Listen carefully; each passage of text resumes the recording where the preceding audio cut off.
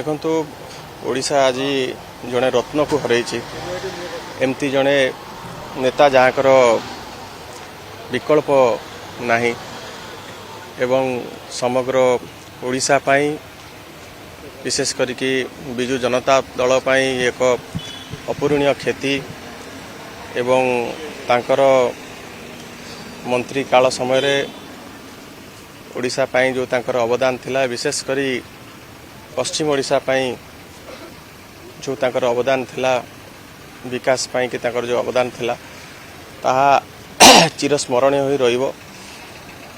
सदा सर्वदा से गरीब दुखी निष्पेषित लोक मानक पाई प्रत्येक मुहूर्त से निज जीवन रो समर्पित करथिले एवं जनसेवा पाई निज जीवन को उत्सर्गित करथिले।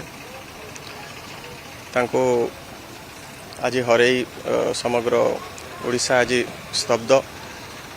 दिवंगत आत्माकर सद्गति कामना करुचु एवं यही कठिन समय रे जगतरनाथ जगन्नाथ तांकर शोक संतप्त परिवार को शक्ति दियंतु धैर्य दियंतु आम समस्ते जगन्नाथ के पाखे प्रार्थना करुचु एवं ओडिशार अगणित युवक छात्र तांको यही दुखद समय परिवार वर्गों पाखे अच्छे एवं समस्ते समवेदना जनाउछन्ति।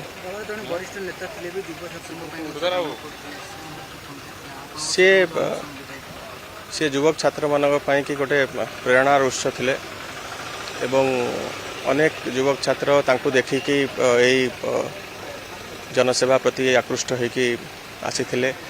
सी राजनीति करिकी चर्चा नथिले, सी सदाबले एमती काम करथिले जो राजनीति चर्चा रहउथला एवं राजनीतिर संज्ञाटा से भल भाव में बुझीथिले।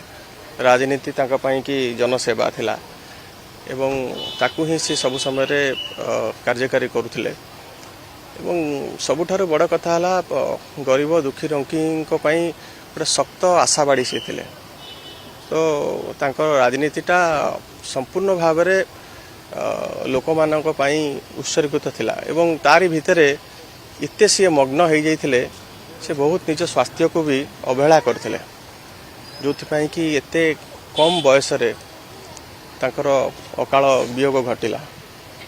सबु किछि से लोक मानक पई जनसाधारण पई निज जीवन को भी उत्सर्गित कर दिछन्ते। सेति कि तांकर जो वियोग रे जो भैक्यूम टी सृष्टि होती ताकू आ पूरण करें ये गोटे अपूरणीय क्षति।